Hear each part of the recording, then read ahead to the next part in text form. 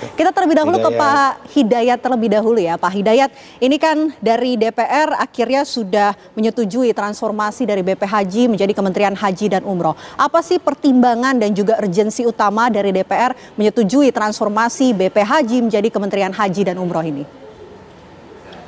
Tentu motivasi utamanya adalah sebagaimana yang disampaikan oleh Bapak Presiden Prabowo melalui Perpresnya nomor 154 tahun 2024, yaitu agar penyelenggaraan haji ini lebih fokus, lebih baik, lebih solutif, dan karenanya bisa menghadirkan penyelenggara haji yang tidak mengulangi masalah-masalah yang sebelumnya sudah ada. Dan keluarnya Perpres ini tentu berdampak kepada keharusan adanya payung hukum bagi badan pengelola haji yang diamanatkan oleh Presiden melalui Perpresnya untuk menyelenggarakan haji mulai tahun 2026. Sebab kalau tanpa ada payung hukum, maka badan ini tidak akan bisa bekerja efektif dan bahkan mungkin legalitasnya pun juga bermasalah.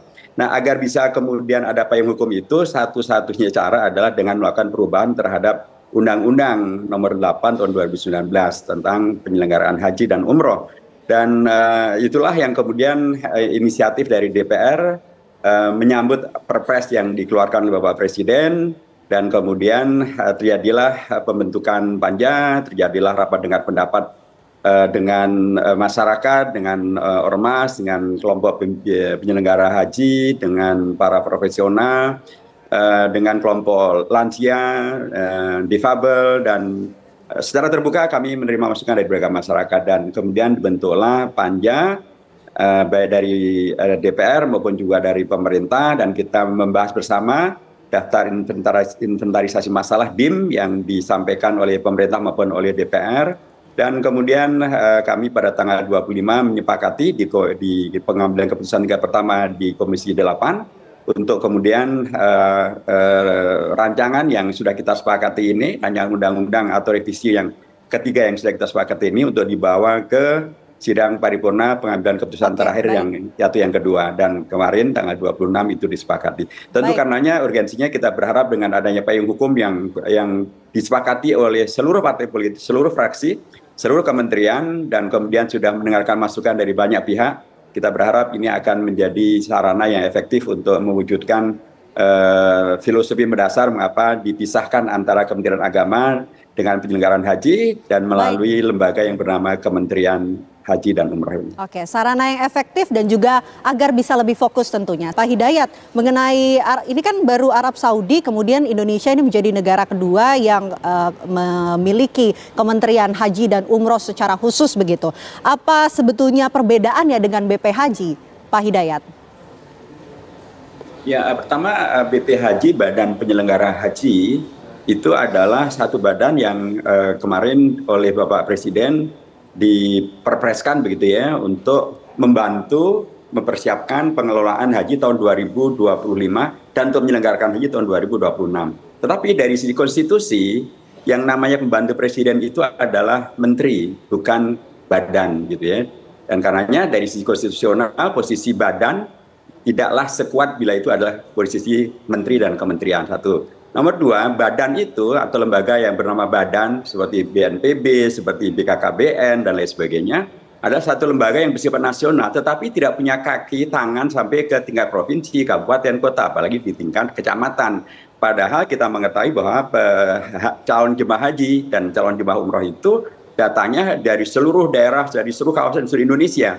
Kalau badan hanya ada di tingkat nasional, bagaimana kemudian akan menjangkau penyelenggaraan haji dan juga yang terkait dengan itu ke seluruh jamaah di seluruh Indonesia, di seluruh kawasan Indonesia? Tentu akan sangat memberatkan dan sangat sulit dibayangkan ini akan bisa melaksanakan visi Presiden untuk menghadirkan pelayanan haji yang lebih baik lagi.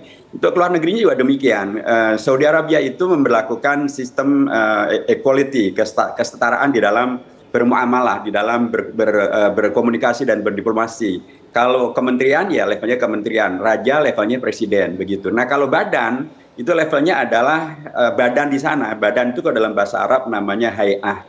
Di Saudi itu ada hay'ah dan ada wizarah. Wizarah itu kementerian. Kalau Kementerian Haji, Wizarah Syu'un Al-Hajj wal Auqaf.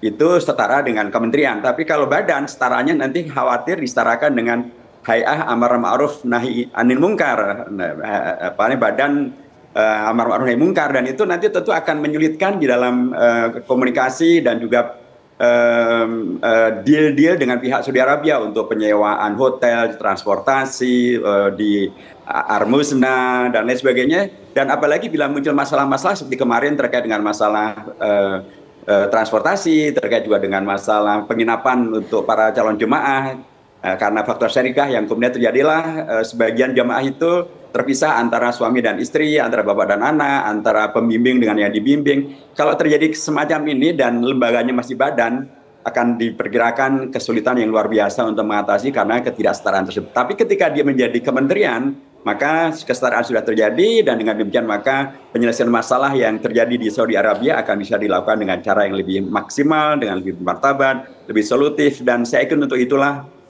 badan ini kemudian diganti menjadi Kementerian Haji. Oke, Pak Hidayat, selama ini kan selain tadi juga akan dilakukan perbaikan soal tata kelola pegawai ataupun staf, kemudian kesehatan, yang juga menjadi sorotan dan juga kritik ini persoalan mengenai antrian panjang, ongkos haji yang mahal, dan juga tata kelola keuangan. Bagaimana kemudian dari DPR RI mengawasi mengenai kinerja ini setelah beralih ke kementerian khusus, Pak Hidayat? Pak Hidayat, mohon maaf masih di unmute. Oke, ya, silakan, dengan Pak. adanya kementerian yang baru, dengan spirit dan semangat baru dari Presiden Prabowo, kita berharap beragam masalah yang tadi disebutkan terkait dengan masalah daftar antrian yang panjang, termasuk juga terkait dengan ongkos haji yang panjang, ongkos haji yang tinggi, itu akan bisa diatasi. Pak Prabowo tegas menyampaikan keinginan beliau agar masa tinggal di Saudi Arabia dikurangi dari 40 hari. Kami mengusulkannya di angka sekitar 30 hari. Itu dimungkinkan bila kemudian dengan kementerian yang spesifik ini, Kementerian Haji, melakukan lobby efektif dengan pihak otoritas Saudi Arabia agar